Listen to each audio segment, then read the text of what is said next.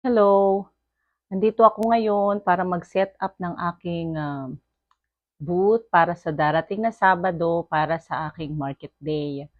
Yung market day dito is every first Saturday of the month. Pero dahil 4th of July last Saturday, inurong nila ng next Saturday. So ayan, papakita ko sa inyo mamaya pag once na nandiyan na yung mga crochet products ko.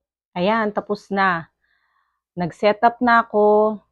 Ayan na. So, ito ang magiging setup ko this Saturday. So, ayan, meron din akong claw machine. May bayad ang claw machine ko dito. $1 lang yan per play. And then, this is the second time that susubukan ko ulit mag mystery boxes. Para sa mystery boxes ko, ito ay mga Pokemons. And then, these are my crochet. Ayan. Sea animals. And then, these are the possums. Popular ito dito kasi ito yung parang pinaka-wrap talaga nila, yung possums. And then, meron akong capybara. And then, ayan. So, meron akong jellycat, na araw, the sun. And then, elephants. And then, mga axolotl. Yan. Very popular din ang axolotl dito. And then, may turtles, may tiny turtles. Then, mga baby rubber ducks. And then, may stingray, baby octos. And then, meron din ako ditong squid. So, dito naman sa kabila, mga cows. Ayan. Cows. And then, mga chickens. And then, dito sa taas, yung mga snakes. And then, dito ay yung mga other sea animals or sea creatures as mga zoo animals. Merong hippo, lion. And then, this one naman here, mga turtles. Yung turtles are very, very popular here. So, lalo na pag strawberry turtle, ayan, mabenta yan. Then, another one is baseball. Baseball turtle. And then, this one is mga dogs and cats. And then, meron din ako ditong flamingo. And then, ito yung mga sobra na lang from my previous market.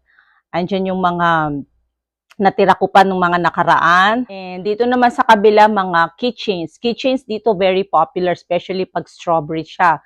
And then this is the first time I made some Jesus here. This is also either keychain, bag charm, or yung nilalagay sa rear view ng sasakyan. And then syempre meron din akong clearances. Ito yung mga hindi nabenta ng matagal. So I just put it on the clearance. Ayan, ito na lang yung natira. Actually dati madami siya. So ito na lang yung natira. Then sa susunod, dadagdag ako pag mga out of season na yung mga ibang nagawa ko. And then dito, usually ang payment dito is cash up. And then, of course, meron din akong mga safety eye disclaimer para din sa safety ng mga customers. So, ayan, let's see. For this Saturday, mag-set up. So, market is from 6 o'clock to 10 p.m. So, by 4, around 4 or 5, mag-set up na kami para by the time ng oras ng market is ready na. Hopefully, it's a good weather, although dito sa Texas, sobrang init. So, I hope sana ma-survive yung init at sobrang hangin din. That's why ganito yung setup ko, mga wire cube. So, kasi dati hindi wire cubes yung gamit ko, laging nililipad yung mga crochet ko. So now, kaya at least kung malipad siya, nandyan lang siya sa loob. So that's it. Hopefully, this Saturday, I'll show you my setup para sa Sabado. Thank you, guys!